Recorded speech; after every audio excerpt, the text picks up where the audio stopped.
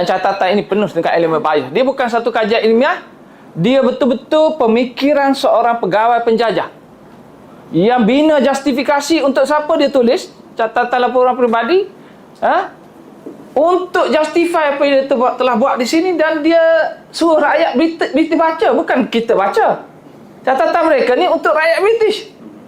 Dia patut jadi sejarah British, dan itu sangat logik. Istilah mereka guna negeri selat, negeri Melayu Bersekutu, protectorate, dan sebagainya. Apa benda ini sebenarnya dari segi logik mereka dan dalam file-file mereka.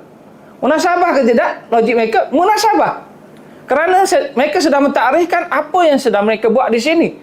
Sekali lagi, bukan untuk kita baca, tetapi akhirnya kita rujuk dan kita baca dan jadikan ia sebagai sebahagian daripada sejarah kita. Jadi nanti kita, ini benda yang pelik. Anda cuba fikirkan, kita belajar sejarah daripada seorang yang mencuri kita, menjajah kita. Pelik ke tak pelik? Inilah bila kita merdeka tahun 57, patut kita meneliti dan menilai semula. Sebenarnya sejarah kita ni hala tuju, dan proses ni macam mana kita nak kembali kepada asal yang melihat dari sudut kita.